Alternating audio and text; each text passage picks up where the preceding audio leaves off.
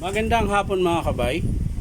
So meron po akong estimate dito, ayan, sa kapitbahay namin to mga kabay, kay Domingo. Bali China po na grinder.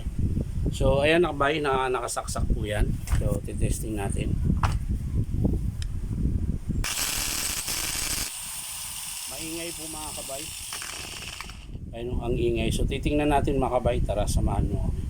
So ayan mga kabay, bali bearing po ang sira. So sasalpakan muna natin na ibang bearing mga kabay. Titingnan natin kung maganda pa yung andar niya.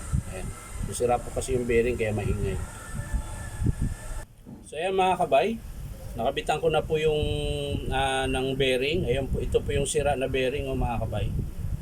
Ayan. So papaandar rin natin mga kabay.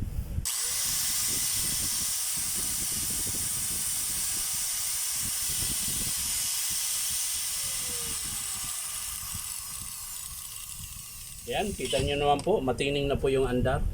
So kanina ang ingay, pero ngayon okay na po. So bearing lang po ang papalitan, ayan. So ang mangyayari nito, bearing tsaka labor ang babayaran ng customer. Ayan. So isasara ko lang ito mga kabay para matesting natin ng maayos.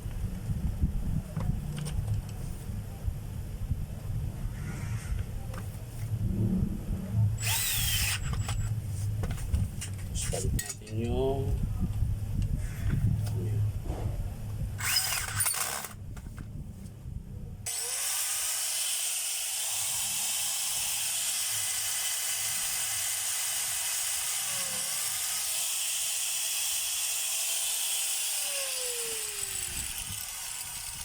yan lang mga kabay. Bali bearing lang po ang sira.